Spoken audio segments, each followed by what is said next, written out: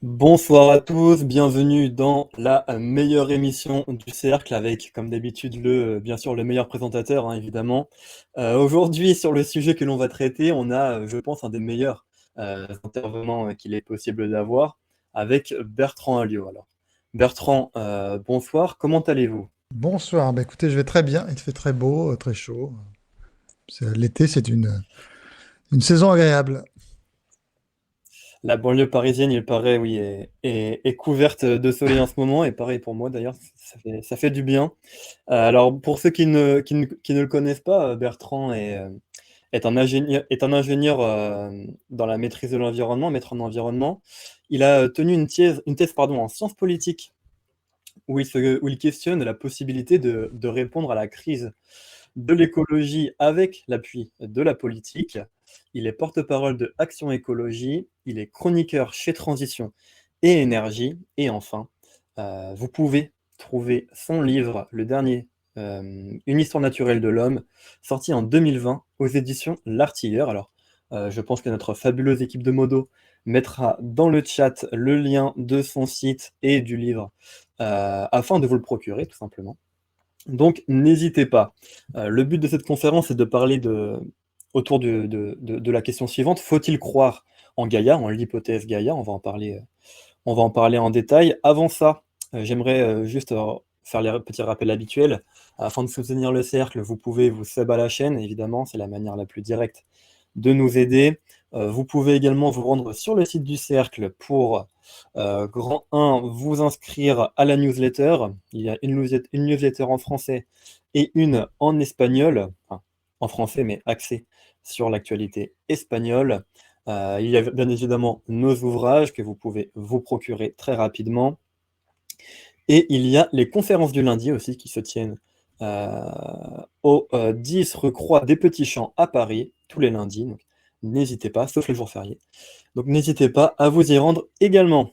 Alors, aujourd'hui, j'aimerais, avant de traiter l'hypothèse Gaïa dans son ensemble et retracer un peu l'histoire, j'aimerais d'abord parler de vous, Bertrand. Je vais vous poser une question assez ouverte, comme d'habitude, pour commencer. Comment en êtes-vous arrivé là? Est-ce une passion? Pourquoi avez-vous pris le combat de l'écologie à bras-le-corps, si je puis dire? Oui, alors en fait, quand j'étais enfant, j'étais passionné des oiseaux et je le suis toujours d'ailleurs. Ce qui fait que, bah, voilà, j'étais un naturaliste amateur, comme il y en a eu tant depuis des siècles, depuis Aristote justement, peut-être. Et puis donc, je me suis investi assez rapidement dans les associations de protection de la nature, hein, puisque j'aimais aussi le milieu associatif, on va dire ça comme ça. Et donc, j'étais en Auvergne, hein, j'ai grandi en Auvergne et je suis rentré au Centre ornithologique d'Auvergne à l'époque, qui est devenu ensuite la LPO Auvergne, la LPO étant la grande association aujourd'hui de protection de la nature, hein. Il y a, je crois que c'est 60 000 membres, il y a 600 salariés, donc c'est une grosse structure. Et je suis resté 15 ans au conseil d'administration nationale de la LPO. Et puis, je suis 30 ans adhérent, et je le suis toujours d'ailleurs. Et bon, j'ai passé le premier combat de ma vie, on va dire pendant 30 ans, c'était voilà, la nature, la sauvegarde de l'environnement. C'est pour ça d'ailleurs que j'ai fait des études là-dessus. Mais les 30 prochaines, commencé peut-être il y a 5 6 ans déjà, enfin depuis mon livre peut-être quand même, c'est quand même de dire qu'on va trop loin sur l'écologie, justement. Donc mon combat, il s'est inversé, parce que je Mm. crois qu'on a pris trop de pouvoir, que les ONG notamment ont pris trop de Ouais. pouvoir, et qu'il faut aujourd'hui mettre le frein, parce que je crois qu'on est en train de faire des conneries, pour des mauvaises raisons. D'accord, très bien. Alors, bon, juste, j'ai oublié de le dire en intro, n'hésitez pas à poser vos questions dans le chat. J'ai les yeux, bien sûr, rivés dessus. On les prendra à la fin ou si j'arrive à faire un lien avec un thème de la conférence d'aujourd'hui, évidemment, je le ferai. Très bien. Et quand vous parlez d'ONG qui vont trop loin, est-ce Oui. que vous pouvez nous donner un ou deux exemples, par exemple, assez récents, sans trop, évidemment, épiloguer dessus, mais Bah, c'est-à-dire, qu'est-ce c'est que en vous fait en toutes pensez? les mesures, ouais, toutes les mesures qui pèsent en fait sur la population, sur les citoyens, sur la France périphérique notamment, où il y a de plus en plus de mesures très contraignantes, des interdictions, etc. On pense à la voiture, les ZFE, les zones euh, j'ai perdu le nom, mais Faibles enfin, vous émissions. voyez de quoi je parle. Zone de faibles émissions. Voilà, sur les zones, voilà, zones de faibles émissions. Et puis, c'est ces contraintes permanentes, en fait, des règles de plus en plus tatillonnes. Sur la nature, hein, il y a des projets de mettre, comment dire, sous cloche la nature, de plus en plus, avec 30% d'espaces protégés à l'échelle européenne, etc. Donc, des mesures quand même très contraignantes. Et donc, moi, ce que j'essaye de dire sur les ONG, bon, je le répète assez souvent, c'est que, si vous voulez, quand elles sont nées dans l'après-guerre, pour faire simple, il y avait plein de choses à faire, plein d'actions environnementales, parce qu'il n'y avait pas beaucoup de lois, de législation, de mesures. Il y avait des pollutions beaucoup plus importantes qu'aujourd'hui, en fait, contrairement à ce qu'on croit. Et donc là, elles étaient très utiles, elles ont demandé, mais plus on est allé dans le temps, et il y a eu des mesures, des législations, des parcs naturels, des réserves, vous voyez, plein de choses. On a accumulé tout un tas de choses, et puis il y a quand même beaucoup d'éléments positifs. Et donc, plus vous allez dans le temps, en fait, moins vous avez des choses à faire quand vous êtes une ONG. C'est ce qu'il faut comprendre. Mais plus vous avez accumulé de salariés, par exemple. La LPO, Mm. j'ai dit, c'est 600 salariés. Le WWF, alors je ne sais pas combien ils sont, mais ce sont des grosses structures. Greenpeace, vous voyez, il y a de moins en moins de choses à faire alors qu'ils sont de plus en plus. Donc ils sont obligés, c'est ce que j'essaie d'expliquer, de se radicaliser. Mm. Parce que c'est dans la radicalité, le toujours plus, si vous voulez, qu'ils vont trouver de nouveaux moyens pour essayer de nourrir leur structure qui est devenue très importante. D'accord, Donc donc c'est c'est quelque là où part. je pense que Oui, c'est pour ça que je dites-moi. pense qu'on a basculé et qu'il faut aujourd'hui. Les ONG font partie des associations dans tous les domaines, pas seulement environnemental, je pense, font beaucoup de mal à nos sociétés en général. Donc Euh, elle se développe un peu de manière contrainte, si on est assez naïf, je dirais. Si on veut être assez naïf. Elles se développent, mais en fait, oui, dans bien des domaines, elles ont plus de Mm. normalement, au départ, elles ont un objet social. Mais cet objet social, notamment sur l'environnement, on pourrait y revenir, hein, parce que peut-être que certains sont choqués de ce que je dis, mais il y a eu tellement de choses qui ont été faites, si vous voulez, tellement de réglementations. On n'est quand même pas dans les années 60, quoi. La qualité de l'air, de l'eau, la biodiversité même se porte bien, contrairement à ce qu'on dit, hein, au niveau français, plutôt bien, disons, même s'il y a certains problèmes. Et voilà quoi. Donc je cite souvent en fait une association, si vous voulez, qui était sur euh, la sécurité routière. Ça n'a rien à voir, mais c'était une dame qui avait créé une association du nom Ouais. de son fils qui était mort sur la route. Et elle a créé cette association aussi. Et il y a 10-15 ans, après que Jacques Chirac ait fait toutes ces mesures sur la sécurité sociale, eh bien, elle a décidé de mettre fin à son association. Vous voyez ce que je veux dire? Elle a dit, bah, on arrive au bout de notre combat, quoi. Et je ferme. Parce que si elle continuait, si vous Mm. voulez, elle allait finalement se perdre dans le toujours plus, quoi. C'était pas 90 km/h, on passe à 80, et puis demain sur les autoroutes, on sera à 10 km/h. Vous voyez ce que je veux dire? On n'en sort plus. Voilà, c'est Bien sûr. Ouais. mon petit couplet sur les Alors, ONG. de manière assez. Ouais, bien sûr, bah, on y reviendra très rapidement de toute manière, hein. Les ONG, justement, aujourd'hui, on peut voir qu'elles ont pris, je dirais, possession de la parole officielle, de la parole des gentils. Vous êtes totalement, enfin, totalement, peut-être pas d'ailleurs, mais vous êtes à contre-courant par rapport à ce discours-là. Euh, avez-vous reçu des bâtons dans les roues? Et si oui, qui ou quoi? Qu'est-ce qu'on vous a fait? Voilà.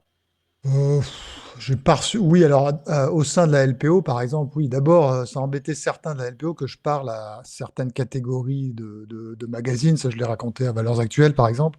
Donc, j'ai reçu ce genre de réflexion à l'intérieur de Mm. la LPO sur le fait, oui, que finalement, il y a des médias à qui il ne fallait pas parler, quoi. Donc, quand on s'occupe des oiseaux, de la nature, je vois pas pourquoi on se donnerait des limites, hein. Donc, ça, c'est vrai que c'est un peu désagréable.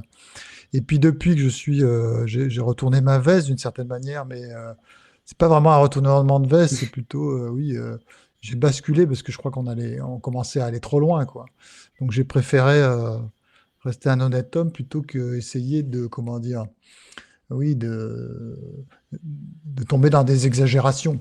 Donc après, oui, à partir de ce moment-là, oui, il y a des gens évidemment, qui pensent que je suis un dénialiste, ils aiment bien ce mot, de la crise, des crises en général, de la crise du climat, de la crise de la biodiversité, puisque la caractéristique aujourd'hui de l'écologie, du monde de l'écologie, c'est de mettre en scène des crises.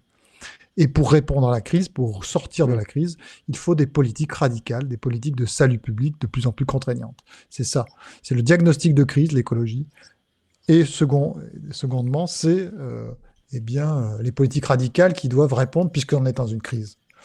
Et donc ça, je conteste que nous soyons rentrés dans une crise écologique. D'accord? Je pense que oui, peut-être que nous sommes dans une crise, mais je ne pense pas que ce soit lié ni au climat, ni à la biodiversité, ni à l'eau en France, etc.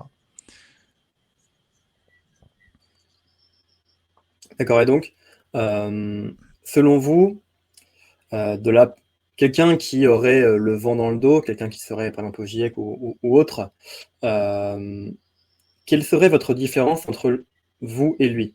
Avez-vous accès aux mêmes médias, par exemple? Pouvez-vous travailler avec le même budget, par exemple, Non, également? non, ouais. Enfin, voilà. Qu'est-ce qui Non, change d'entre la question entre du vous? budget n'est pas vraiment un problème. On peut trouver Action Écologie. En fait, avec Non, bien avec sûr. notre discours, on a des donateurs, hein, mais notre discours est quand même assez bien. Enfin, il est suivi, il est enthousiasmant pour certaines catégories, notamment Mmh. d'ailleurs dans la France qu'on appelle périphérique, la France rurale. Et puis non, bon, on n'est pas invité. Le mieux qu'on ait fait, c'est Sud Radio. Ah non, on a fait, mais j'étais pas encore à Action Écologie. On a été sur France Info, un débat avec Éric Piolle, donc vous voyez. Et puis quelqu'un m'avait appelé pour passer là sur Oui. l'émission de France 2, donc vous voyez, mais bon, il n'a pas confirmé finalement, mais vous voyez qu'ils ont quelques velléités quand même. Donc on n'est pas complètement Mmh. ostracisé, mais voilà. Ah, c'est Un peu intéressant plus que évidemment le camp d'en face, puisque de voir que, ma entre foi, guillemets le camp d'en... le discours commence à percer. Comment? J'ai pas entendu. Je disais, c'est intéressant de voir qu'entre guillemets, le discours commence à arriver sur Oui. le sur le sur le débat public quelque part. Oui, tout à fait. En tout cas, il faudrait que les anticatastrophistes oui, soient plus visibles, parce qu'aujourd'hui, c'est vraiment la course à la catastrophe tout le temps, et c'est un peu pénible. Il faut se Oui, calmer, bon, on c'est en notre parlera message. peut-être Calmons-nous sur l'écologie. dans la quatrième partie, qui sera un peu plus au niveau de la prospective. On verra ce qu'il est peut-être possible de faire dans le futur et comment lutter contre ce catastrophisme, hein. Mais je pense que bon, là, on a bien parlé de vous, on vous connaît un petit peu plus désormais, pour ceux qui ne vous connaissiez pas. Parlons maintenant de Gaïa. Qu'est-ce que c'est l'hypothèse Gaïa? Alors d'abord, un petit retour en arrière pour dire pourquoi on parle de Gaïa aujourd'hui. En fait, bon, Oui, j'écoute régulièrement Pierre-Yves Rougeron parce que c'est un type intéressant. Et donc, très intéressant même. Et d'ailleurs, quand il parle d'écologie, c'est toujours des choses assez pertinentes. Et puis, plusieurs fois, il a dit, ah bah tiens, moi, je crois à Gaïa, quoi. Mais il n'a pas développé, c'est-à-dire il n'a pas développé pourquoi il croyait en Gaïa. Et donc, c'est à ce moment-là que je l'ai contacté en lui disant, bah, c'est intéressant et c'est en grande partie le sujet de ma thèse, finalement. Et je lui ai dit, bah tiens, on peut en discuter pour voir bah, qu'est-ce que ça peut donner. Pourquoi vous croyez en Gaïa et qu'est-ce qu'on peut en dire, quoi. Je trouvais que c'est intéressant. Donc il a rebondi, j'allais dire, par vidéo interposée en disant qu'il serait ravi de discuter de ces questions-là. Bon, ça n'a pas pu se faire jusque-là, mais bon, on peut remettre ça, et puis on peut toujours parler d'écologie. C'est un thème qui est tellement dans l'actualité. oui. Voilà, donc ça c'était pour la petite histoire. Pourquoi on parle ce soir de Gaïa? Et donc Gaïa, effectivement, alors Gaïa, c'est la déesse grecque de la Terre, hein, bien sûr. Et c'est une hypothèse qui a été lancée par James Lovelock, qui est un Britannique. Et puis, donc, il a écrit l'hypothèse Gaïa, et puis il a écrit toute une série de livres, justement, sur Gaïa. Le dernier étant, je pense, La revanche de Gaïa.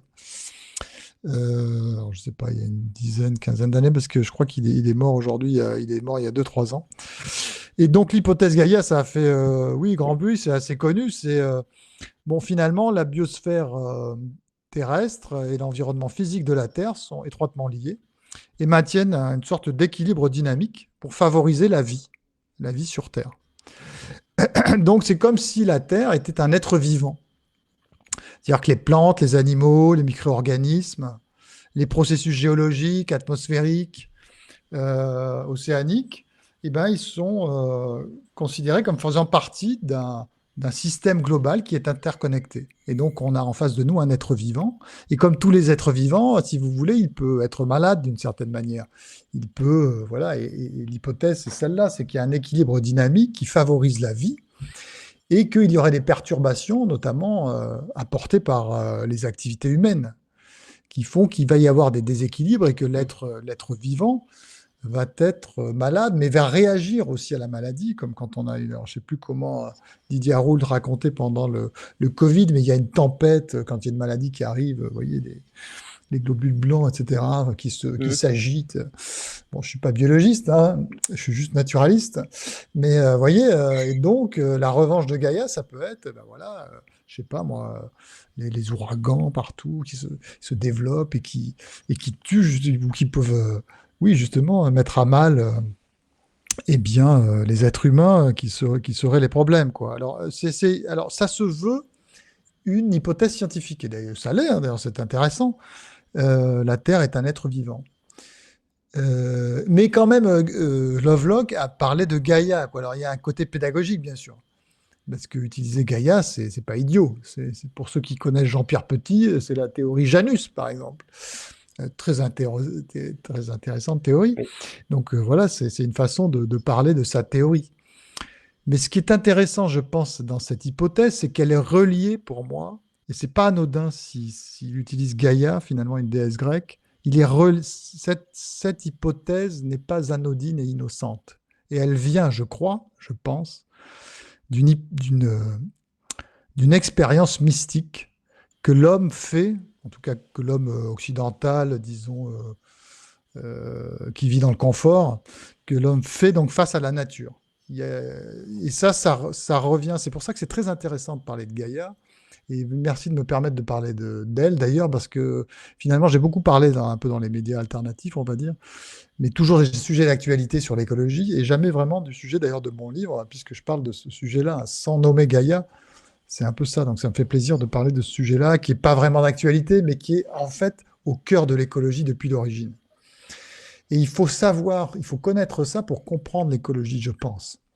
Et justement, c'est intéressant que Rougeron ait cette expérience, et il me dira si j'ai tort ou raison, mais je pense que c'est lié à une expérience intime, qu'on pourrait qualifier de mystique, mais disons une expérience intime, pour ne pas aller trop fort, de la nature. Parce que si vous voulez, au départ, l'écologie naît avec le sentiment esthétique qui est très fort quand on se promène dans la nature, que les gens cultivaient, bien sûr, hein, c'est pas les paysans des siècles passés, hein, mais c'est plutôt l'homme qui a été éduqué, etc., et puis qui, en ville en général, hein, et puis qui retourne dans la nature, notamment les naturalistes, et puis qui sont fascinés par les beautés naturelles, en fait. Euh, et si vous reprenez les expériences des naturalistes, des premiers écologistes, vous verrez que ce qui les dérange dans ce qui est en train de se passer avec la révolution industrielle, c'est la dégradation esthétique du monde, en fait. Et si vous les lisez, vous verrez toujours cette expérience ou ce témoignage à un moment donné, même chez Lovelock, évidemment, et chez tous, en fait. C'est fascinant, ça. Depuis le plus ancien des écologistes, on va dire, au 19e siècle, John Muir, par exemple, Thoreau aussi, Thoreau, là, celui qui est allé qui s'est retiré dans les bois pendant 2 ans, qui est très connu. Je sais pas, moi, il y en a plein d'autres en France, évidemment, et puis même les écologistes contemporains. Quand vous lisez même Nicolas Hulot, je sais pas moi, Yann Arthus Bertrand, au cœur de leur engagement, ils font toujours un aveu, c'est que je m'engage parce que la nature est belle et que je la vois se dégrader. Or, alors, c'est pas seulement la beauté c'est pas seulement la beauté qui est intéressante dans l'expérience de la nature, c'est le côté expérience un peu religieuse. Parce que face à la beauté de la nature, à certains paysages, sous une certaine lumière, on va être fasciné et on va avoir l'impression, il y a une expérience du sacré un peu, il y a un mystère tout à coup dans la nature.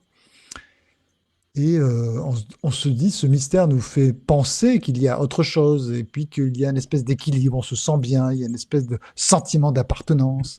Et en fait, beaucoup de gens ont vécu ça, je ne sais pas si vous l'avez vécu, vous déjà, en vous promenant dans la nature, mais pas quand il fait chaud en plein cagnard, mais le soir, par exemple, ou le matin, devant certains paysages, Vous êtes comme fasciné, quoi. Et il y a une expérience très très bizarre parce que la nature est très mystérieuse. Et le mystère, en fait, c'est quoi? C'est l'espoir, puisque s'il y a quelque chose qui est caché, finalement, ça veut dire qu'il reste un espoir pour nous, par exemple, qui est une vie après la mort. Mais ça, à mon avis, on en est tous là. C'est toujours que cette chose cachée qui laisse un espoir. Et c'est ça l'art, d'ailleurs. Qu'est-ce que l'art? C'est une photo artistique, par exemple, c'est une photo qui laisse un mystère. Donc, et à l'intérieur de ce mystère, s'il y a mystère, il y a espoir. Hein, c'est pour ça qu'on est fasciné par tout un tas de trucs. Je sais pas, moi, Dupont de Ligonnès, on ne sait pas où il est, c'est mystérieux. Et c'est fascinant. Pourquoi ça nous fascine? Parce qu'il y a quelque chose de caché. Et ce qui est caché, en fait, c'est toujours extraordinaire, quoi. Bon, bref, il y a cette expérience mystique de la nature. Il faudrait savoir si Pierre-Yves a vécu ça. Parce que tout le monde le vit, en fait. Et c'est pour ça qu'on a l'impression que Gaïa existe, finalement, qu'il y a quelque chose oui, en équilibre, une espèce de sentiment du bon et du bien. C'est pour ça qu'on relie le bien, le mauvais serait dans le... Voilà, si vous arrivez à un bulldozer, par exemple, dans un magnifique paysage qui détruit tout, c'est horrible, je veux dire, c'est dégueulasse. Et on a le sentiment que c'est le mauvais, c'est le diable, c'est l'expérience de Tolkien, par exemple, où vous avez la destruction de la nature. Et puis le bon, il est dans cette beauté, dans cet équilibre, etc. Et puis voilà, et c'est pour ça qu'on croit en Gaïa. Et en fait, moi, mon hypothèse de départ de ma thèse, c'est de dire que l'écologie, elle naît avec ça, ce sentiment particulier, et vouloir conserver cette expérience particulière du sacré, en fait. Et ça va motiver les gens, parce que ça, c'est la passion. Vous voyez c'est la naissance de l'écologie, parce que tout le monde en fait l'aveu, encore une fois, si vous lisez les écologistes, toujours ils font cet aveu de cette expérience mystique de la nature à un moment donné. Bon, aujourd'hui, c'est Sylvain Tesson, par exemple, c'est typique de de la philosophie de la nature. Et puis, il y a que chez Hans Jonas, qui a écrit Le Principe Responsabilité, que j'ai pas trouvé quand même cette expérience mystique, même si au début du livre, en fait, il y a une seule phrase qui permet peut-être de raccrocher ça, voilà.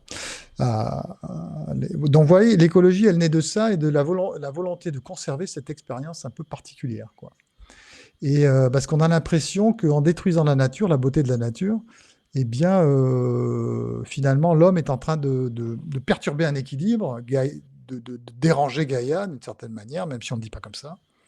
Et puis, si on fait ça, on va avoir des rétroactions négatives. Encore une fois, le bien est du côté de la beauté, finalement, et le mal du côté de la destruction, quoi. Et donc, à mon avis, on en est là, quoi. Donc, maintenant, je voudrais essayer de vous faire comprendre comment on passe de cette expérience mystique à l'expérience, à la théorie scientifique, en fait. Mais je pense que l'expérience mystique, elle est première, elle est déclencheur. C'est le déclenchement. Mais puisqu'on veut, si vous voulez, puisqu'on a cette expérience un peu particulière, quasi religieuse, on va essayer de rationaliser tout ça. Et on va passer à la théorie scientifique. Et à mon avis, c'est ce que fait d'ailleurs beaucoup de gens font ça, mais particulièrement Lovelock, en fait, James Lovelock. Et c'est pour ça que j'explique dans mon livre qu'il y a deux manières. Il y a deux manières de contempler la nature. Il y a la contemplation esthétique et la contemplation scientifique, en fait. Et les deux sont très liés l'une à l'autre, en fait. Vous passez très vite de l'une à l'autre. Vous avez la vie active, hein, c'est celle où on va travailler, c'est le paysan qui va labourer, ça c'est la vie active, et on est déterminé. Puis la vie contemplative, là on arrête on est repu, et puis on regarde le monde, et on l'admire. Et on l'admire de deux manières, enfin on la contemple de deux manières, esthétiquement, et donc scientifiquement. Et ça, je vais vous raconter une petite anecdote que je donne dans mon livre, c'est l'histoire d'un ornithologue qui est dans sa voiture, tranquillement, avec sa femme à droite, et puis il est sur une ligne très droite, vous voyez, et puis il tourne sa tête vers la gauche, comme ça, et puis il voit une huppe faciée. Ça, c'est un animal, je ne sais pas si vous connaissez la huppe. Ça vous dit quelque chose? Personnellement, non. Je ne vois pas trop de quoi il s'agit. Vous devriez regarder, c'est un des plus beaux oiseaux d'Europe, avec une belle huppe noire et orange. Et bref, l'oiseau est en train de voler à sa hauteur dans la voiture. Et donc, il commence par admirer cet oiseau magnifique, extraordinaire, ce qu'on fait tous quand on voit un oiseau aussi beau, quoi. Et puis, tout à coup, il a l'idée saugrenue de regarder son tableau de bord. Pourquoi? Pour mesurer la vitesse à laquelle va la huppe faciée. C'est son nom, là, Upfaci. Et il se rend compte qu'elle va à 55 km/h. Et il va écrire une note scientifique après, qui va être publiée dans une revue scientifique. La Upfaci, en vitesse de croisière, va à 55 km/h. Vous voyez? Et donc, en fait, c'est ça les naturalistes, et depuis l'origine, et même les écologistes, d'une certaine manière, c'est qu'ils, en tout cas, la contemplation, c'est toujours on passe de l'un à l'autre, de la contemplation esthétique à la contemplation esthétique. C'est des attitudes qui sont sœurs, si vous voulez, qui sont extrêmement liées. Comme par exemple, ça je l'ai retrouvé, je le dis aussi dans le bouquin, dans le roman Frankenstein. Le roman quand Frankenstein, c'est qui Frankenstein? C'est un scientifique qui crée donc un être, pas une chimère, non, un être vivant. Il recrée la vie finalement, il crée un monstre. C'est le scientifique qui fait ça. Et en fait, Marie Shelley, dans son roman, elle dit qu'il y a Frankenstein et il parle qu'il veut découvrir il veut découvrir. Il a un esprit scientifique. Elle le dit pas comme ça, mais on le traduit comme ça. Par contre, dans Frankenstein, il a une cousine. Et sa cousine, ils ont été élevés ensemble. Et elle ne s'occupe que de la beauté des paysages. Alors ça, c'est extraordinaire parce que vous avez le scientifique et la cousine qui l'appelle sa sœur d'ailleurs, alors que c'est pas sa sœur dans la vraie vie. Et voilà, donc la contemplation scientifique et la contemplation esthétique sont deux sœurs finalement qui vivent ensemble et on passe de l'un à l'autre sans arrêt, quoi. Et donc en fait, ils font ça depuis l'origine, les naturalistes et les écologistes et tout ce que vous voulez, parce qu'ils se promènent dans la nature. Et à un moment donné, si vous voulez, je pense qu'il y a ce passage de l'un à l'autre aussi sur les théories, c'est-à-dire qu'on est comme ça fasciné par l'esthétisme naturel, on a une expérience un peu mystique du sacré, puisqu'on se dit qu'il y a quelque chose d'autre, qu'il y a un mystère, et qu'il y a un équilibre, que tout ça est magnifique. Et puis on va essayer tiens, je vais essayer de le raccrocher à une théorie scientifique, justement, et de l'équilibre de la nature. Et ça, on va se raccrocher notamment au début de l'écologie, aux premières découvertes de la science de l'écologie, hein. Pas de l'écologie aujourd'hui. Au début, c'est une science qui étudie les rapports des êtres vivants avec les milieux naturels. Ça, c'est l'écologie. Et vous aurez des notions de la chaîne trophique, la chaîne alimentaire, et puis cette grande notion incroyable qui est la notion d'équilibre. En fait, on a l'impression, ou en tout cas c'est une première idée de l'écologie, qu'il y a un équilibre dans la nature. Et voyez qu'on va passer, voilà, on aura cette impression d'équilibre, d'appartenance à un moment donné, et on va l'essayer de relier à cette théorie scientifique en reprenant des éléments de l'écologie. Et donc c'est comme ça que naît, je pense, pourquoi on est toujours un peu entre ces deux éléments. Mais ce qu'il faut comprendre sur le monde de l'écologie pour moi, c'est que vraiment, c'est la passion qui détermine tout au départ. Et cette passion, elle n'est pas rationnelle. Parce que l'expérience du sacré qu'on vit dans la nature, je pense qu'elle est fausse. En fait, il n'y a rien dans la nature. Il y a juste une impression très bizarre. Il y a un mystère sur certaines heures. Ça, c'est le poème, par exemple, d'Yves Bonnefoy, qui s'appelle L'arrière-pays, un poème en prose, là, un de ses plus grands livres, où il raconte l'arrière-pays. Donc, il est dans la nature et il voit toujours quelque chose dans la nature de fascinant. Mais plus il s'approche de ce qu'il trouve fascinant, et plus l'aspect intéressant disparaît. Ça, on l'a tous vécu, par exemple. C'est quand vous promenez dans la nature, vous savez, vous avez dans des paysages magnifiques, tout à coup, vous avez une petite colline, un mont, puis vous voulez voir ce qu'il y a derrière ce mont. Vous êtes fasciné, vous avez envie d'y aller, vous courez presque pour voir ce qu'il y a derrière la montagne, parce que le mystère est là, en fait. Mais quand vous arrivez en haut, en fait, souvent, vous êtes très déçu. C'est ça, en fait, il n'y a rien. Cette expérience, voilà, et vaut mieux d'ailleurs pas savoir ce qu'il y a, parce que si on cherche, on voit rien, précisément. Et c'est la déception de l'arrière-pays. Et l'arrière-pays, en fait, c'est la leçon, je crois, c'est que l'arrière-pays n'existe pas, en fait. C'est une illusion. Mais c'est ce que l'art essaye de traduire ou de laisser en apesanteur depuis l'origine, en fait, de l'art moderne, en tout cas. C'est le mystère. Et c'est ce qu'il y a aussi, c'est toute la pensée de Tolkien. En fait, j'ai écrit 2 articles sur Tolkien, qui sont sur mon site internet, et je pense il y a aussi cette expérience-là, mais il renonce aussi à penser qu'on puisse trouver l'arrière-pays de son vivant. En fait, on ne le trouve qu'après la mort, finalement. Si mystère il est hors de question, on ne découvrira jamais de notre vivant. Donc, en fait, il y a d'abord la passion, le sacré, et puis il y a la théorie scientifique qui vient derrière, essaye de prouver, en fait, d'alimenter notre espoir, en fait. Et c'est pour ça que je pense que l'hypothèse Gaïa n'est pas juste. Alors, à mon avis, c'est pas un être vivant. La Terre, bon, alors ça veut pas dire que ça peut pas être un être mort, hein. Vous voyez, ce qui se passe sur la Lune, c'est quand même pas terrible, ni sur Mars, hein. Il n'y a pas grand-chose, hein. Alors, ça veut pas dire qu'il n'y a pas des éléments favorables à la vie, mais de là à penser que c'est un organisme vivant, ça c'est autre chose. Et puis, la Terre, en fait, pour l'instant, enfin, il faudrait pouvoir tester l'hypothèse. Vous voyez, est-elle malade? Moi, je ne crois pas qu'elle est malade. Il y a des évolutions climatiques, par exemple des changements climatiques, mais je vous rappelle que depuis qu'on parle de ça, l'humanité, depuis 1800, on était 1 milliard, aujourd'hui on est 7 ou 8 milliards, hein. En fait, le niveau de vie a quand même augmenté, etc. Donc, pour l'instant, la crise écologique, ce qu'on appelle crise écologique, si on a bouleversé Gaïa finalement, eh bien, c'est une hypothèse, c'est une spéculation. On ne peut pas dire qu'on a, puisque pour l'instant, aucune catastrophe n'est arrivée, hein. Bon, il y a évidemment des catastrophes naturelles, hein. Il ne s'agit pas de dire ça, mais la grande catastrophe planétaire, pour l'instant, elle n'est pas là. Alors, sur le climat, bon, je ne veux pas parler du climat, j'en ai assez parlé sur d'autres ondes. Mais on peut parler, par exemple, de la biodiversité, sur lequel j'aime bien parler, parce que c'est plus simple de comprendre. En fait, on a l'impression qu'il y a une crise de la biodiversité, on entend beaucoup en ce moment. Je ne sais pas si vous avez remarqué, c'est ce que j'appelle une crise de substitution. Il y a la crise du climat, et puis il y a toujours des crises de substitution. Et puis, on a fait une étude avec Action Écologie, je vous invite à aller voir sur notre site.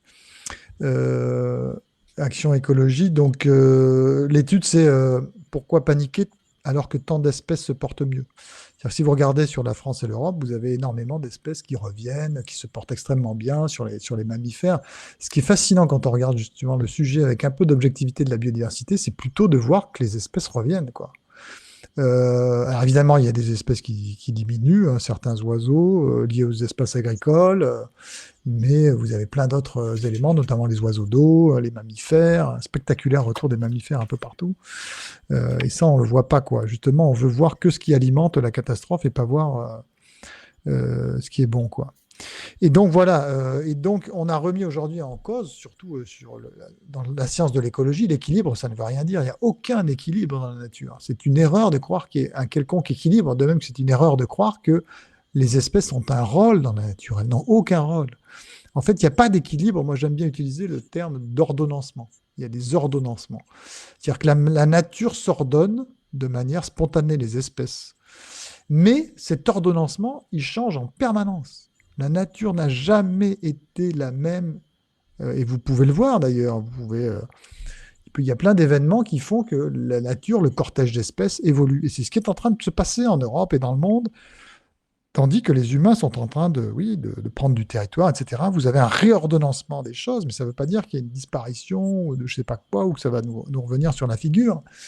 Non, au contraire, il y a une recomposition parce que tous les jours, il y a des bouleversements. Voilà, quand la Terre était dominée par les dinosaures, eh bien la nature, voilà, s'est réorganisée aussi par rapport à eux. Et puis ensuite, voilà. Et donc vous avez toujours, il y a des ordonnancements, mais il n'y a pas d'équilibre. Et l'équilibre qu'on croit avoir dans la nature, que l'expérience Gaïa nous permet elle nous suggère qu'il y a un équilibre. Mais en fait, il n'y a pas d'équilibre. C'est un faux ami, c'est une fausse impression en fait. Ça bouge sans arrêt.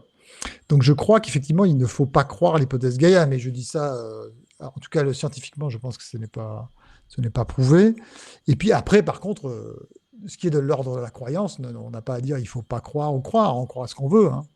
Et chacun a des expériences. Moi, j'ai beaucoup eu d'expériences mystiques dans la nature, j'en ai toujours, c'est magnifique, et je ne conteste pas qu'on puisse en avoir, et donc je n'ai pas à décider.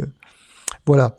Mais aussi, l'expérience un peu j'allais dire, du sacré là, dans la nature, elle est liée aussi, elle a donné naissance à l'éthique de l'environnement, ça c'est aussi intéressant. C'est que toute l'éthique de l'environnement est liée à cette idée en fait, et à cette expérience dans la nature du sacré. Et ça, vous le retrouvez partout. Pour moi, c'est une évidence, il y a une répétition en fait de ce motif, de l'expérience du sacré qui donne à réfléchir, et les gens réfléchissent à comment on peut voilà, recréer le monde à partir de cette expérience, le prouver scientifiquement et après créer une éthique à partir de cette expérience, etc. Voilà, j'espère que j'ai à peu près été clair sur ce que je pense de l'hypothèse Gaïa, mais vraiment, c'est hyper important de comprendre ça parce que c'est au cœur de l'écologie aujourd'hui. Et on l'a oublié ça, parce on est tombé dans les arguments scientifiques aujourd'hui. Mais l'expérience de départ, la passion, Sandrine Rousseau, elle est habitée par, je suis sûr, une expérience mystique. De même que, voilà, c'est une hypothèse que Rougeron aussi, ça le titille. Enfin, j'aimerais bien qu'il nous dise ce qu'il en pense, si vraiment il a cette expérience un peu que tout le monde a, en fait, cette expérience intéressante qu'on a tous dans la nature et qui est tout à fait géniale. D'ailleurs, c'est pour ça qu'on aime nos paysages. Mais c'est un peu une illusion, à mon avis, quand même. Voilà. Et oui, vous avez dit. Par rapport à être clair sur votre vision de Gaïa, est-ce que vous en pensez euh, par expérience mystique? Est-ce que Oui. vous pouvez nous donner deux, trois exemples pour que tout un chacun puisse comprendre de quoi il en ressort s'il habite en ville, par exemple? Ouais, alors expérience mythique, c'est un bien grand mot. Oui, C'est bien pour sûr. ça que je ne sais jamais vraiment comment dire. Ce que j'essaie d'expliquer au départ, c'est que lorsque chacun d'entre nous, ce qu'on aime dans la nature, à un moment donné, c'est les beaux paysages, par exemple. Ça revient énormément, ça, quand même. Mm. Il y a des beaux trucs, on fout un pylône électrique, c'est moche, quoi. Donc, on se dit, merde, on a détruit. Et pourquoi on trouve ça beau? Si vous voulez, première étape, on trouve ça beau. Et puis, moi, c'est ça, en fait, pourquoi j'ai travaillé là-dessus en thèse, c'est que moi, quand j'étais enfant, quand je revenais de balade, en fait, ma découverte de la nature, alors j'étais heureux de certaines espèces que j'avais vues et rencontrées, etc. Mais j'étais marqué par une espèce de truc qui m'avait rempli de quelque chose d'un peu mystique, oui, je sais pas comment dire, mais parce que j'étais face à certains paysages où c'était beau et on est là, on se dit, mais c'est extraordinaire, ce sentiment un peu d'appartenance, mais en même temps, vous avez un truc qui vous manque pour être dans ce monde plein, en fait. Une espèce de monde plein que vous voyez, mais dans lequel vous n'arrivez pas vraiment à être. Vous pouvez le voir, vous pouvez le voir sans y être, et c'est assez terrible, et c'est ça, c'est toute la poésie est marquée là-dessus. Vous pouvez regarder la littérature, tout. C'est pour ça que je citais Sylvain Tesson. Puis vous avez énormément de textes qui parlent de cette expérience depuis Rousseau, mais bien plus loin aussi. Et à un moment donné, à partir de ce moment-là, après, c'est chacun voit,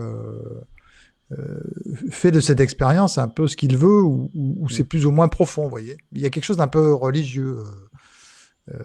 Parce que, encore une fois, c'est cette espèce de fascination devant le mystère du monde et la beauté du monde. Et devant ce mystère, encore une fois, il y a l'espoir. Et l'espoir, c'est quoi? Pourquoi on a un sentiment religieux? C'est parce qu'on espère, mais justement, c'est parce qu'on n'a pas de réponse que le sentiment religieux existe. Parce que si on a la réponse, souvent, justement, elle démystifie tout. Et donc l'art, c'est ça. C'est quelque chose qui est sans réponse. C'est qu'il y a toujours un mystère dans un tableau, dans un joli tableau, si vous voulez. C'est parce qu'il y a un mystère. Et ce mystère permet un espoir. Même dans l'art contemporain, il y a un mystère. Alors, l'art contemporain, le mystère, il est dans la démarche de l'auteur. Parce qu'on ne comprend rien. Si tu regardes un truc d'art contemporain, c'est pas beau, c'est moche, mais il est où le mystère? Mais il est dans la démarche de l'auteur. Il faut comprendre la démarche de l'auteur. Et alors, ah oui, on commence à trouver ça intéressant quand on comprend la démarche de l'auteur. Voilà, donc ça, je sais pas. Après, toute la littérature est blindée de ça. La Mm. littérature, oui, c'est l'amour, et puis l'expérience mystique oui, du monde, de la nature, etc. C'est vrai que cette expérience, personnellement, je pense en avoir au moins vécu une personnellement. Et c'est un sentiment en fait où, selon moi, les couleurs se sont mises à être bien plus vives d'un coup. Ouais. Mhm. Et c'est un sentiment où, quelque part, on se dit que tout est optimisé, c'est-à-dire que les couleurs vraiment Mhm. fonctionnent toutes ensemble. Mhm. Et c'est un peu magique quelque part. On se Voilà. dit que oui, la nature est bien faite, mais là c'est poussé à son paroxysme en fait. Et, euh, et oui, voilà, en tout cas, personnellement, c'est comme ça que j'ai vécu, en tout cas, c'est comme ça que je reconnais ce que vous parlez en termes d'expérience mystique. Euh, Au niveau de l'esthétisme, alors on parlait d'esthétisme, et l'esthétisme amène au scientifisme, entre guillemets. Mhm. Est-ce que aujourd'hui l'hypothèse de Gaïa est basée scientifiquement sur quelque chose? Et sinon, peut-elle l'être un jour? Bon, bah, faudrait relire Lovelock. J'avoue que ça fait un petit moment que je ne l'ai pas lu. Donc, oui, il relie ça à des hypothèses hein, sur. Oui. Donc, franchement, là, faudrait le relire. Hein, mais euh, c'est quand même l'hypothèse Gaïa, c'est celle de l'être vivant. En fait, la Terre est un être vivant. Mais on peut avoir des petites hypothèses Gaïa du genre la nature est en équilibre, par exemple. Je trouve que c'est le même genre de raisonnement, en fait, qu'il y a une espèce d'équilibre, etc., dans la nature. Mais je crois pas, moi, qu'il y ait d'équilibre. Et il y a des espèces qui peuvent disparaître, ça ne changera absolument rien, vous voyez. Et ça, on est revenu, je vous conseille de lire les livres de Christian Lévesque, par exemple, sur la biodiversité, où il démontre ce genre d'arguments. Je crois que c'est des arguments dépassés, il n'y a pas d'équilibre. Par exemple, vous avez une espèce, je prends n'importe laquelle, on dit les espèces ont un rôle dans la nature. Par exemple, on dit souvent les vautours, on prend cet exemple-là. Les vautours, finalement, mangent des animaux morts, etc. Mais je veux dire, on a réintroduit le vautour dans les années 80, je crois. En France, avant, il n'y en avait plus. Ben, qu'est-ce qui se passait? Rien. Enfin, vous voyez ce que je veux dire? Les charognes étaient mangés, enfin, les animaux morts étaient mangés par des insectes, des renards et je ne sais pas quoi.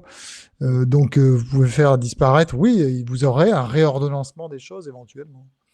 Mais voilà, vous n'aurez pas. Et donc, toujours Gaïa, c'est un peu ça. Et je crois que c'est pas le cas. De même que quand une espèce est introduite en Europe, ouais, c'est pas un déséquilibre, c'est un changement. Et il y a eu tout le temps, il y a eu ces changements, et il y en aura toujours. Parce que la nature n'est pas stable. D'ailleurs, c'est un des gros sujets aujourd'hui, la conservation de la nature est basée sur la conservation d'un état d'une photographie, quoi, d'un moment.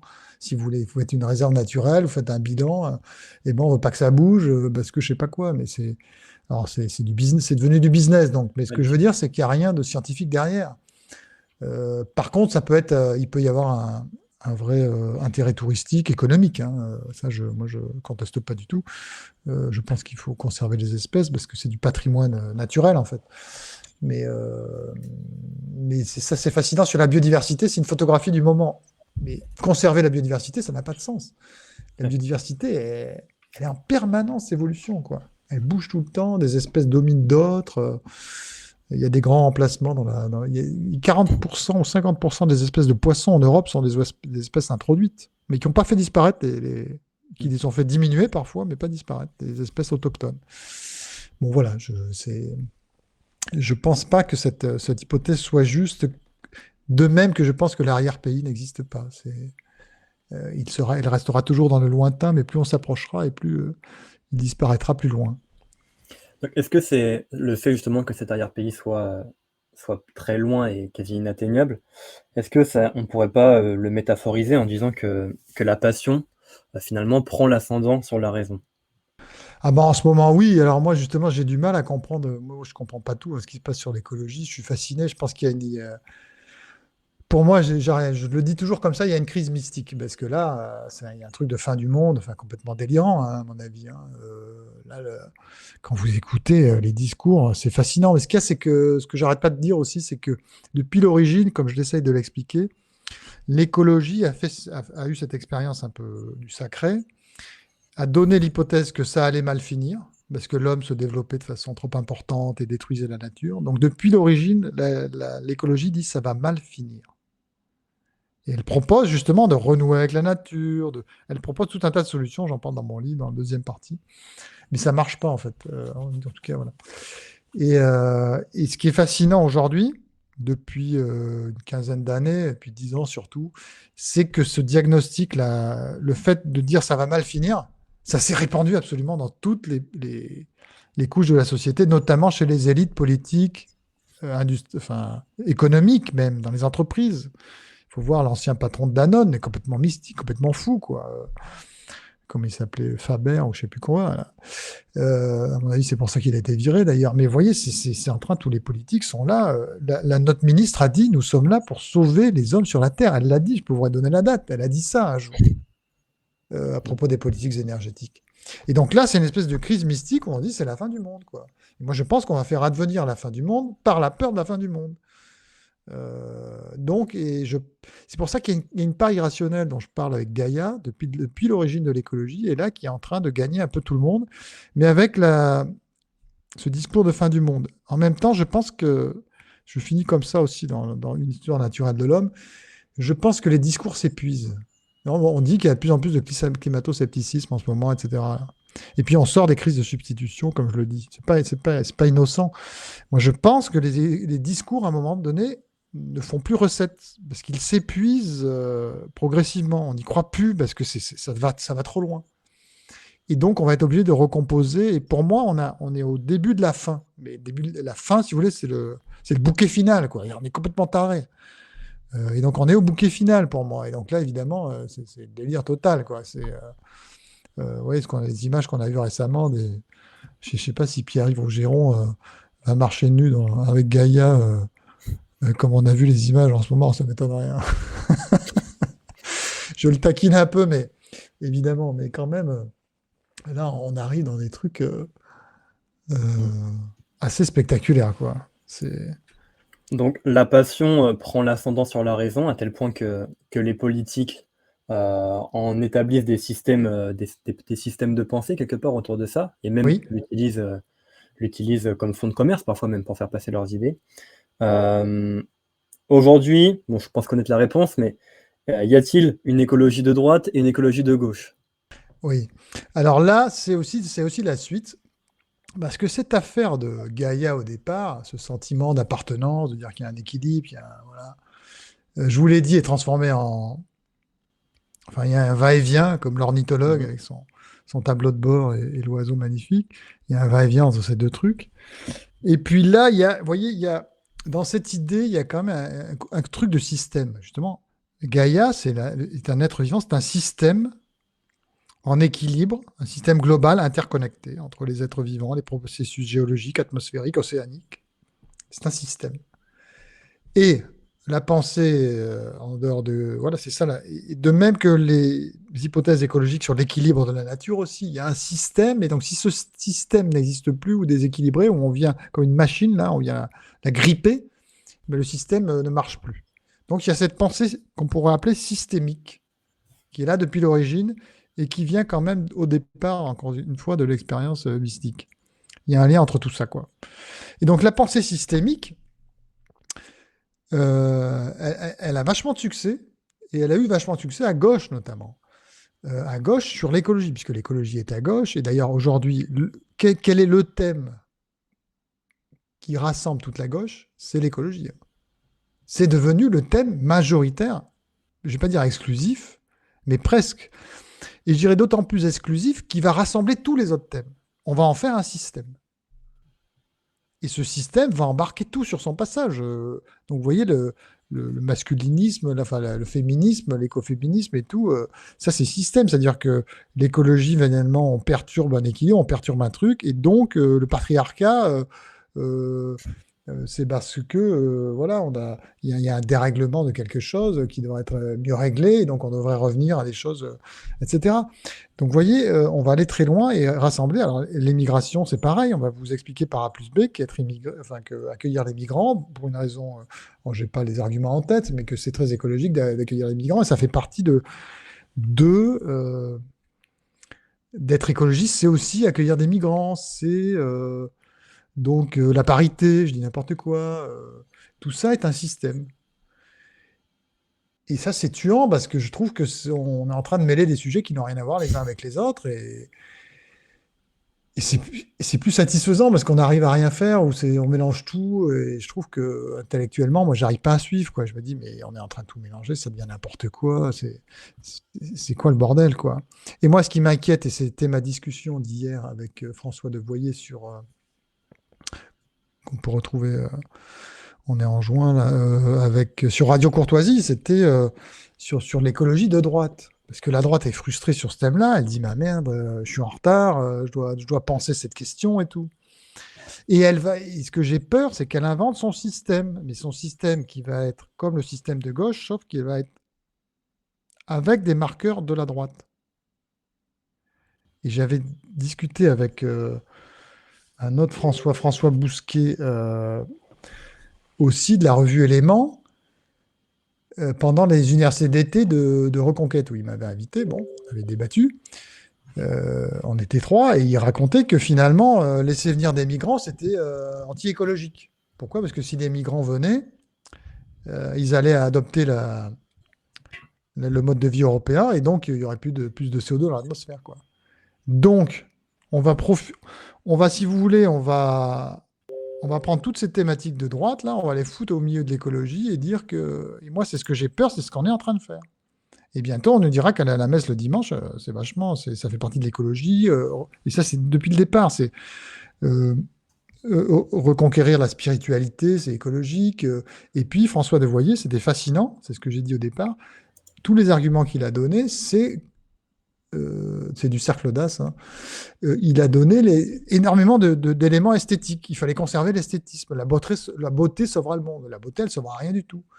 Euh, la beauté, c'est bien, moi j'adore ça. Je vous dis, j'ai fait un livre à ce sujet-là, c'est ma thèse, c'est mon expérience personnelle, c'est ce qui m'a motivé dans la protection de la nature, etc. Mais bon, on ne gouverne pas en esthète. Enfin, si on peut, mais ça relève plus de la trempe des hommes, j'allais dire, de respecter ce qui est beau plutôt que des actions politiques, vous voyez. Et donc là, j'ai peur du système où on va nous trouver des Sandrine Rousseau de droite bien sûr, bientôt, parce qu'ils vont nous. Alors, ça ne sera pas le barbecue, ça sera autre chose, mais avec des marqueurs de droite.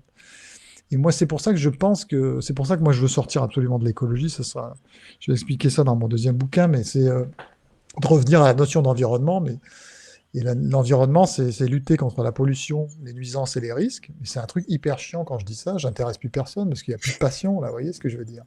C'est qu'en fait, et c'est pour ça que d'ailleurs, mais d'ailleurs, l'écologie de droite, c'est peut-être bon électoralement. J'en sais rien. Moi, je suis mauvais pour ça. J'arrive pas à mentir de toute façon. Peut-être que c'est bon et que ça va remuer les foules. Hein, on va dire l'écologie de droite, réinvestir, s'occuper de nos cathédrales, c'est aussi de l'écologie. S'occuper du beau, etc. Bon, oui, c'est nos paysages, oui, je suis d'accord. Mais moi, je suis d'accord pour toutes ces actions, mais voir les mêler absolument à une espèce de système ou un truc, oui. Alors peut-être que ça sera porteur, peut-être que ça va enthousiasmer les foules. C'est possible, ça en enthousiasme certains. Je sais que à Action Écologie, il y a des gens qui aiment bien ce genre de discours. Je le retrouve souvent dans la bouche de certains. C'est ça l'écologie, ça doit être ça. Mais j'avoue que moi, l'écologie ne m'intéresse pas. Il n'y a que l'environnement, parce que pour moi, l'environnement, c'est rationnel, c'est carré, on sait de quoi on parle. Oui, comment on traite les déchets, comment on améliore la qualité de l'eau, la qualité de l'air. Oui, ça, c'est carré. Mais c'est vrai que là, je passionne plus personne. Tout le monde s'en fout. Vous voyez ce que je veux dire? Donc, quand on sera arrivé à l'environnement, en fait, il n'y aura plus tout ce délire écologique qu'on voit aujourd'hui. Mais on va y venir, d'ailleurs. Parce que je pense, comme je l'ai dit tout à l'heure, que les discours s'épuisent. Mais on va finir avec quoi? Avec des politiques de l'environnement, et ça n'intéressera plus personne. Je pense qu'on va vers ça. Et donc, voilà, je pense que cette pensée systémique, moi, je l'aime pas parce que je pense qu'elle n'est pas rationnelle. Et je pense on peut la faire remonter dès l'expérience que nous avons tous vécue et qui est l'expérience de Gaïa, si on peut dire simplement, même si moi, dans mon livre, par exemple, je n'utilise pas le terme Gaïa, mais c'est un peu ça dont je parle et dans ma thèse aussi, quoi. Et c'est toute la littérature, toute l'histoire humaine. Et je pense que c'est ça, la pensée systémique. Je pense qu'il ne faut pas avoir une pensée comme ça. Mais bon, j'ai peut-être tort. Hein, Et comment vous voyez le futur, surtout en termes politiques, Ouais, comment vous voyez les choses, la chose écologique, la chose du climat prise par les politiques? Comment vous ouais, voyez ça? ouais. Ben là, on est quand même dans une situation très, très. Qu'est-ce qui se passe en ce moment en Europe, en Occident, enfin, surtout en Occident, c'est qu'on va. L'écologie, c'est devenu le changement climatique, donc c'est devenu le CO2. Si vous voulez baisser les émissions de CO2, vous n'avez qu'une solution, c'est la décroissance de l'économie. Il n'y a pas à réfléchir, je veux dire. Mhm. Sauf comment dire, un niveau technologique constant, évidemment, parce que on pourrait inventer des choses, mais on veut pas regarder ça. On, alors qu'il peut y avoir des sauts technologiques très importants. Moi, je pense qu'il y en aura, je ne sais pas quand, mais ça va venir. Mais donc, on va vers une décroissance de l'économie. Et pourquoi? Parce qu'on a un diagnostic de crise et il faut des politiques radicales pour répondre à cette crise. Et c'est moi ce que j'arrête pas de dire, c'est que moi je trouve que la pensée écologique est cohérente à ce niveau-là. Si on est rentré dans une telle crise, notamment liée aux émissions de CO2, eh bien, les gars, il faut aller dans la forêt, quoi. et vivent comme il y a 150 ans, quoi. Ils ont raison là-dessus. Donc c'est pour ça que j'arrête pas de dire, si on veut critiquer les politiques à la Jancovici, quoi, insupportable, parce que talentueux et très dangereux, donc, parce qu'il est complètement, lui, pour moi, dans une peur irrationnelle sur le climat. Il veut décroître pour changer le climat. Mais le climat, il changera jamais. Enfin, il changera, mais pas par un acte de la liberté des humains, quoi. Quand on regarde les données un peu de façon objective. Et donc, on va vers la décroissance, là, ce qui est fascinant. Alors, moi, ce que je comprends pas, là, mais alors, dans les cercles Aristote ou un peu partout, dans les cercles, les pensées un peu libres, on relie beaucoup ça, vous savez, à l'oligarchie mondiale, etc., qui voudrait. Ça, c'est une hypothèse tout à fait possible, mais moi, je suis mauvais pour parler de ces sujets-là parce que je comprends rien. Et il y a des gens qui en parlent mieux que moi, mais c'est peut-être une hypothèse valable, vous voyez, c'est-à-dire que vous avez l'hypothèse, en fait, là où c'est voulu par une élite mondiale, tout ce que vous voulez, une oligarchie pour une raison ou pour une autre, qui voudrait soumettre les Mhm. gens de l'ingénierie sociale, on l'a vu avec le Covid, etc. Et là, c'est la poursuite et on va aller jusqu'au bout, quoi. Et puis, il y a l'autre hypothèse qui est la crise mystique, où on devient complètement fou, parce que comme on l'a fait régulièrement, c'est l'histoire des hommes, en fait, à un moment donné, il y a un truc on pète un câble, quoi. Mais les deux, peut-être, ce que je dis, moi, que les deux hypothèses sont peut-être pas complètement incohérentes l'une avec l'autre. Peut-être que certains surfent sur la crise mystique, justement. Parce que moi, j'ai été écologiste. J'ai cru aussi à l'effondrement lié à des. Après, je me suis réveillé, je dirais. Donc, je pense que j'étais sincère et je pense qu'il y a plein de gens sincères et la plupart sont sincères. Donc, je ne peux pas dire que moi, j'étais pas l'oligarchie mondiale. J'étais peut-être l'imbécile, voilà, heureux, ou l'idiot utile. Je le suis plus, ça c'est clair. Au contraire. Mais alors, la deuxième, l'hypothèse, peut-être, c'est celle-là, c'est celle que j'arrête pas de mentionner aussi avec le livre de. Comment il s'appelle Romain Gary, Les racines du ciel, où vous avez en fait une passion écologique pour les éléphants. C'est l'histoire de Morel qui veut changer d'espèce. Il voudrait changer d'espèce. Il ne pourrait plus être un homme, en fait. Et il se prend de passion pour les éléphants, il veut les sauver.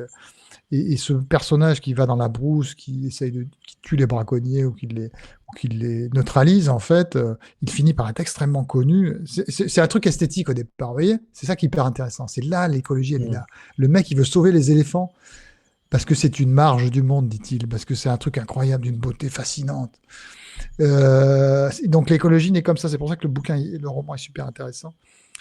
Et donc, Morel, tout à coup, comment dire, euh, sa réputation grandit, il devient connu dans le monde entier, tout le monde parle de lui dans les médias russes, américains, c'est un mythe, c'est devenu le mythe Morel et le mythe des éléphants. Et j'ai l'impression que nous, on en est là, on est le mythe de l'écologie, quoi. On est devenu complètement fou, il y a une crise. Et vous voyez, et le fait que le mythe des éléphants soit relié à la beauté au départ, je trouve que c'est hyper intéressant. Et justement, dans le bouquin, c'est là où je veux en venir, vous avez des gens qui surfent sur le phénomène Morel, sur le phénomène des éléphants, parce qu'ils y voient leur intérêt. Alors ils disent, quel que soit ce qu'est Morel, il faut en profiter. Par exemple, le nationaliste africain du roman, Waitiri, je crois qu'il s'appelle, eh bien, il surfe sur la vague Morel. En fait, il en profite, il est derrière lui, mais en fait, il a son agenda propre. Alors, c'est possible que derrière les idiots utiles comme moi, ou comme j'étais, ou comme d'autres le sont aujourd'hui, il y ait des Waitiri, comme dans le roman, qui en fait veulent profiter et ont leur propre agenda. Ça, c'est possible. Moi, je suis nul à inviter d'autres gens pour parler de ça. Je ne sais pas. Je n'arrive pas à conclure. Tout m'intéresse, mais voilà, je dirais que je suis un peu entre les deux, vous voyez. Peut-être qu'il y a des gens qui. Je suis dans l'hypothèse Mhm. Les racines du ciel de Romain Gary. Donc, il a eu le prix Goncourt pour ça, hein. Je vous incite à lire ça. Et c'est vraiment un truc, je trouve, qui résume parfaitement l'époque actuelle sur le phénomène écologique, quoi. Le phénomène écologie, phénomène Morel des éléphants, c'est le phénomène écologie d'aujourd'hui.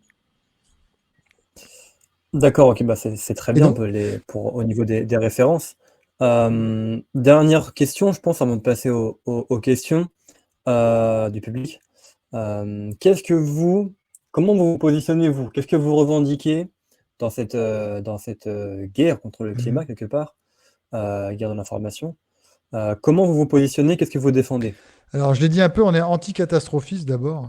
C'est-à-dire que la catastrophe ne viendra pas, je pense Mhm. pas. Évidemment, il y aura des catastrophes climatiques, hein, comme il y en a toujours eu, hein. Un cyclone qui passe sur les Antilles, ça fait mal, hein, c'est une catastrophe, hein. Je suis pas en train de dire qu'il n'y aura pas ça, mais un truc planétaire, vous voyez, la revanche, je ne crois pas forcément à la revanche de Gaïa. Voilà, comme dirait James Lovelock. Pourquoi je dis ça? Je n'ai pas le temps de m'étendre. Je me suis fait une opinion, parce que j'ai beaucoup travaillé ces questions Mhm. et bon, quand je regarde les données, d'une part, quand je regarde le délire de certains, bon, bah, je me fais une opinion. Et je pense que la catastrophe ne viendra pas du climat. Sur la biodiversité, je trouve que c'est encore plus facile à démonter, en fait. Sur l'eau en France, par exemple, parce que ça, c'est une crise de substitution qui arrive. Là, on se demande pourquoi. Oui, oui, des fois, il y a des problèmes d'eau, hein, dans certaines régions, hein. Ça, c'est clair et net, hein. Mais on n'est pas. Voilà, je ne sais pas ce que ce sera dans 10 ans, moi. Ça se trouve, on aura, enfin, voilà, il y a aucun problème. Et aujourd'hui, il y en a assez peu quand même. Il y a des problèmes locaux, etc., locaux qu'il faut régler. Donc, c'est ça, anticatastrophisme, c'est te dire aussi que l'environnement doit être apolitique, finalement. Et Mhm. bon, là, je m'engage. Quand je parle de l'écologie, que j'aime pas l'écologie de droite, etc., je ne parle pas là au nom de l'Action écologique, je parle à mon nom propre, hein. C'est un peu un sentiment personnel. Mais j'aime bien aussi les débats au sein de ce qu'on peut appeler la droite. Mais vous êtes souverainiste, hein, vous n'êtes pas de droite, je sais. Et puis, enfin, on pense qu'on peut protéger l'environnement. Moi, j'aime bien, en fait, le mot environnement. Je pense qu'il faut revenir à ça. Et il faut protéger l'environnement, mais on n'est pas obligé pour cela de remettre en cause nos modes de vie et notre art de vivre aussi à la française, vous voyez. Mhm. Donc on est là-dedans. Et je pense que de toute façon, on reviendra à ce qu'était l'environnement au départ, quoi. Donc on va. Et bon, voilà, on aura quitté la passion et on en aura peut-être trouvé une autre, hein, parce qu'on passe de passion en passion. En fait, c'est là où il y a un truc anthropologique, hein. Et ce qui est anthropologique, par définition, pour moi, ne se maîtrise pas. Il y a des choses. C'est pour ça que j'ai écrit une histoire naturelle de l'homme. C'est parce que je pense que nous sommes dans une histoire naturelle. Alors, il y a une vague d'histoire naturelle, et puis il y a l'écume sur la vague, et là, c'est l'histoire.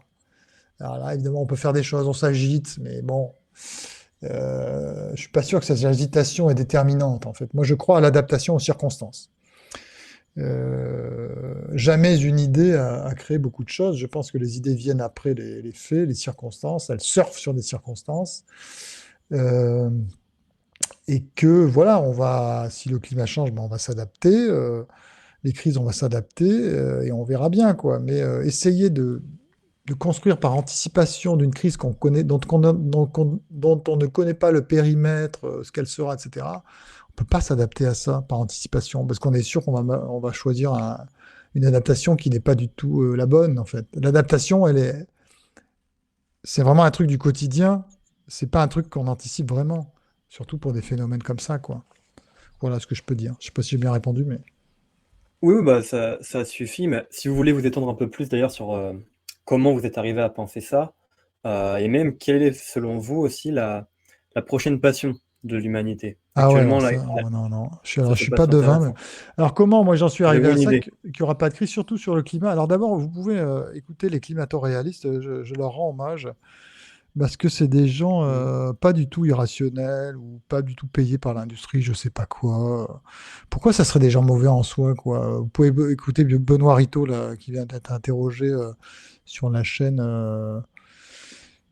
Sur François, mais vous pouvez écouter toutes ces vidéos. C'est quand même un mec vachement rationnel, vachement. Voilà. Je les trouve tellement plus calmes que les excités d'en face que naturellement, vous voyez, j'ai un truc qui me donne plus confiance à un moment donné.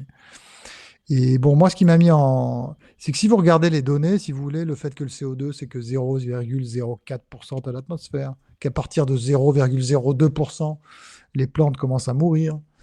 Euh, Si vous regardez la surface des pôles, par exemple, c'est pas du tout spectaculaire ce qui se passe sur les pôles. Au contraire, il y a une espèce de, vous voyez, Al Gore avait dit qu'il y aurait plus de glace en Antarctique en 2014. Il y en a encore 4 millions de kilomètres carrés, ce qui fait 8 fois les surfaces de la France. Donc le gars, pour ça, Mhm. il a eu le prix Nobel de la paix, vous voyez. Donc le nombre de conneries qui sont dites, alors il n'y a pas que lui qui avait dit ça, il y en a d'autres, hein, d'ailleurs des gens qui sont très importants à l'ONU avec le GIEC et tout. Et donc, faut pas faire dire au GIEC ce qu'il dit pas non plus. Il dit c'est peu de choses finalement.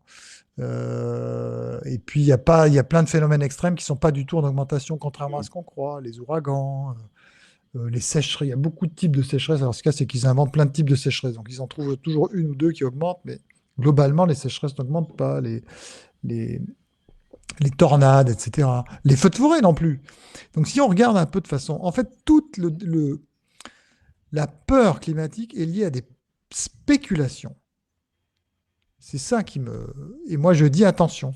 Donc, je cite tout le temps Macron, parce qu'on a vécu la même chose avec la crise Covid, c'est exactement la même chose que la crise climatique. Quand Macron est venu à la télé nous enfermer une deuxième fois, il a dit, dans un mois, quoi que nous fassions, il y aura 8000 personnes en réanimation. Il a dit ça. Quoi que nous fassions, dans un mois, il y aura 8000 personnes, ou 9000, je ne sais plus, en réanimation. Pourquoi il a dit ça? Parce qu'il y a un scientifique qui est venu le poser sur la table.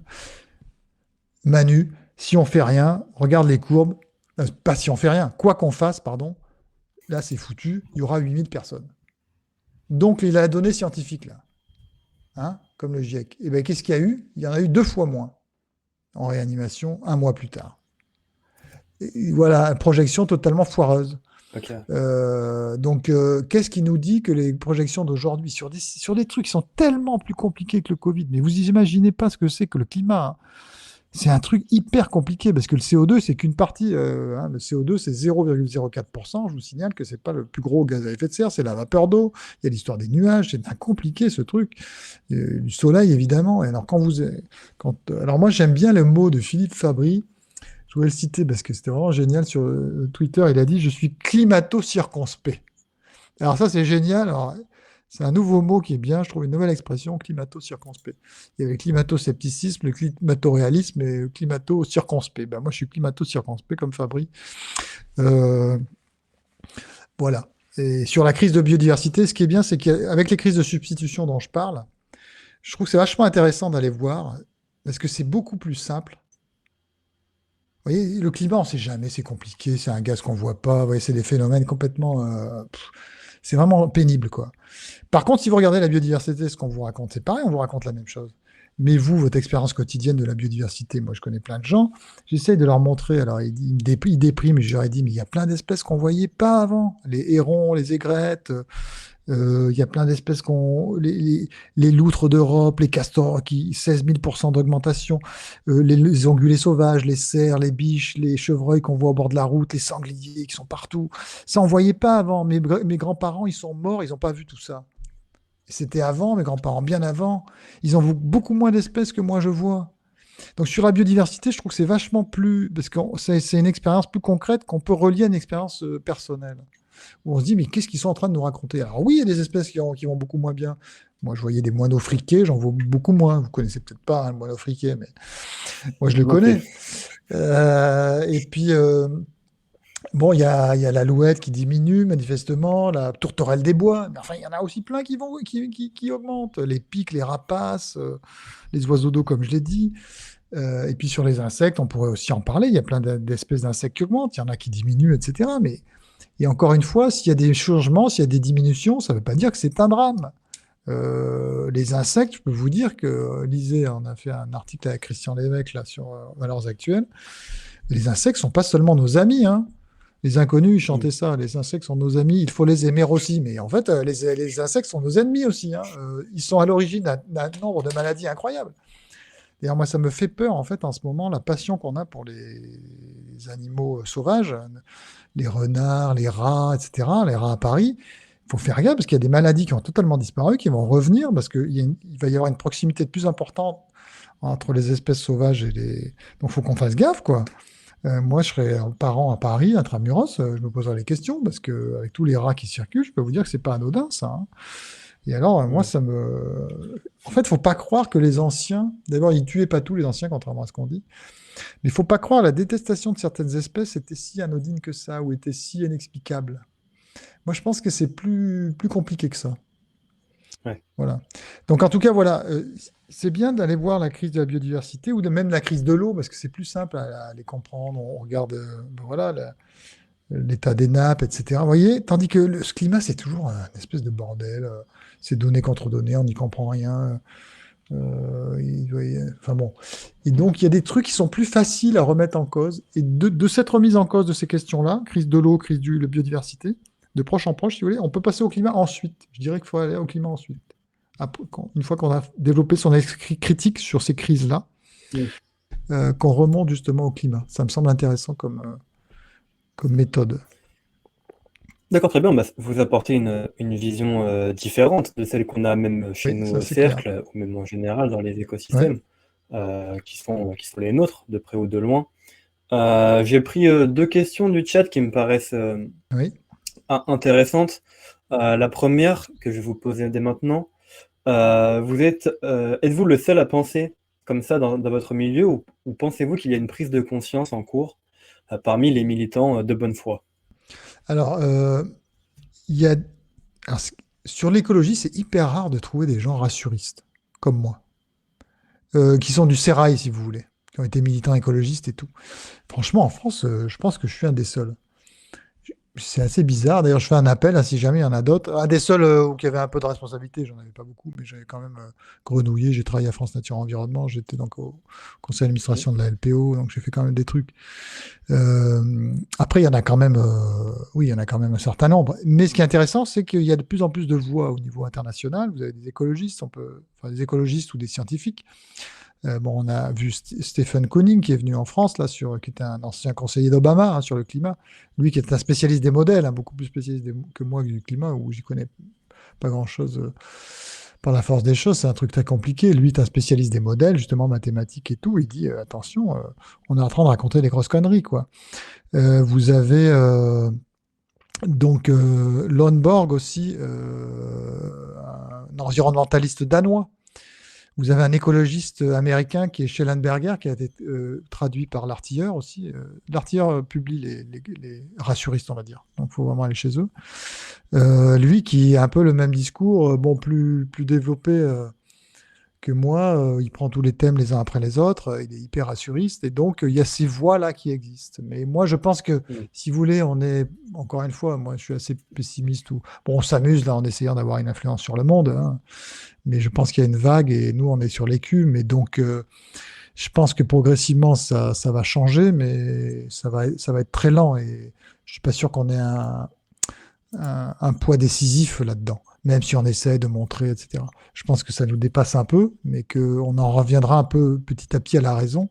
Mais bon, ça ne nous empêche pas de nous amuser un peu. Alors, il y en a d'autres, hein. Vous pouvez lire mon ami Jean-Paul Houry, là, qui a écrit des livres sur Greta, hein. Il y avait la série des Gaïa chez Lovelock et il y a la série des Greta chez Houry qui a écrit Greta a tué Einstein, Mm. Greta a ressuscité Einstein. Donc il y a des auteurs français intéressants. Il y a les climato-réalistes qu'il faut lire, évidemment. Et puis il y a tout un tas de, oui, de gens, mais je pense que ça n'aura pas beaucoup d'influence, malheureusement. C'est très difficile, quoi. Et en fait, c'est parce que les discours vont s'épuiser qu'on va commencer à nous écouter de plus en plus. Autrement dit, ça ne sera pas vraiment grâce à nous. Enfin, ça, c'est mon opinion et mon côté un peu, Mm. voilà, euh, pas pessimiste, mais réaliste, je pense. D'accord, très bien. Deuxième question du Oui, jeu Trembleur. excuse-moi, je Oui. voudrais absolument, parce que j'ai lu un livre d'un animaliste. Il y a un animaliste intéressant à Marier, comment il s'appelle? Euh,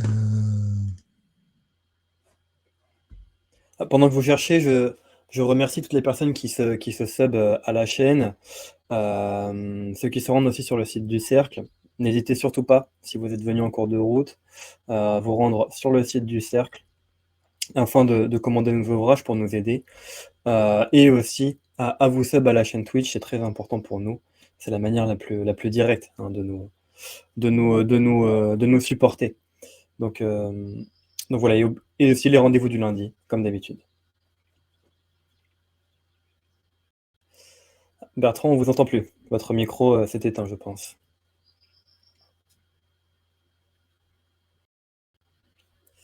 Ah, bon, on a une petite perte de connexion. Donc oui, comme je disais, hein, on va meubler un petit peu.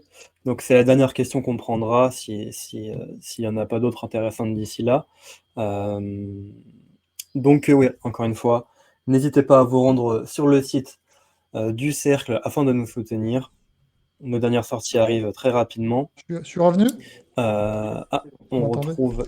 Yes, c'est Oui, bon. donc je voulais parler de Thomas Lepelletier, qui est un animaliste, et en fait, qui vient de sortir un livre, Faut-il sauver ou protéger l'ours blanc? Donc je vais chroniquer le livre, là, je vais écrire un article là-dessus, mais il faut vraiment aussi le lire. C'est vraiment quelqu'un de très intéressant. Bon, alors, c'est un projet qui peut paraître délirant, qui, à mon avis, n'est pas tant que ça, où il veut carrément mettre fin à la prédation dans la nature, hein. C'est quelque chose de très, très spectaculaire. Mais il a toute une partie, la première partie de l'ouvrage, sur une critique de l'écologie. Et c'est là où on se rend compte que l'animalisme peut être un anti-écologisme. Et cet animaliste-là, Thomas Lepelletier, est en fait sur nos positions à Christian Lévesque et moi. Alors, je n'ai pas cité Christian Lévesque tout à l'heure. J'ai oublié, lisez Christian Lévesque, hein, c'est un écologue. Sur des positions très critiques sur tout ça. Donc en fait, au sein de ce qu'on on a tendance à mélanger, on pensait que l'animaliste est une branche de l'écologisme. Au contraire, pour moi, c'est une branche de l'humanisme. Ça ne veut pas dire que je suis animaliste, hein. Mais bon, je chroniquerai le bouquin, c'est plus subtil que ça, je pourrais en parler une autre fois. Mais c'est hyper intéressant. Et je pense que oui, l'animalisme est une branche de l'humanisme. Et pas de l'écologisme. Et en fait, il est très critique et il détruit toutes les positions écologistes, un peu comme on le fait nous. Et c'est très intéressant. Donc voilà, j'ai cité. Ça me semble important de connaître. Répétez-nous du coup C'est quel est Thomas l'auteur Lepelletier. et l'ouvrage.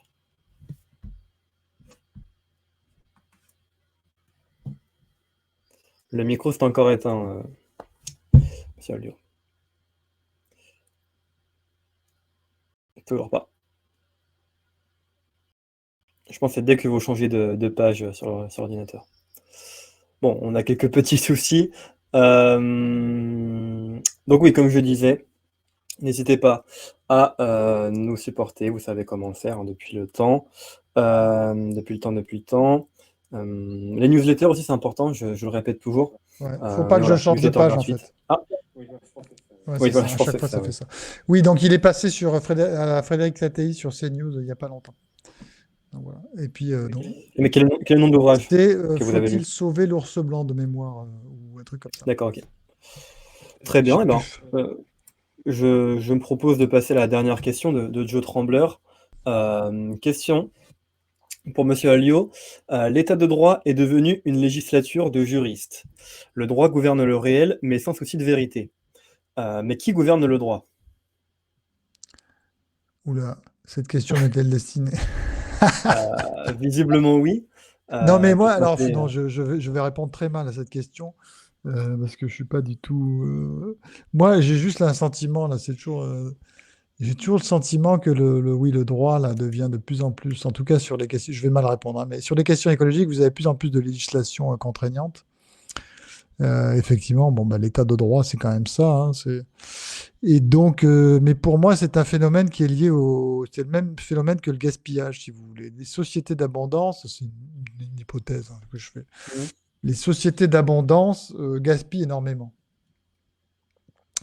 En fait, si vous gaspillez, c'est pas parce que vous avez un problème dans votre tête et que vous êtes un viandard, un connard ou je sais pas quoi, c'est parce que vous vivez dans l'abondance en fait. Donc la seule solution pour ne pas gaspiller des choses, c'est de vivre avec beaucoup moins de choses en fait. C'est pour ça que c'est complètement une illusion de vouloir traiter les questions des déchets ou je sais pas quoi, ou de la sobriété dans une société d'abondance. Ça n'a pas de sens parce que l'abondance est première. C'est elle qui détermine tout.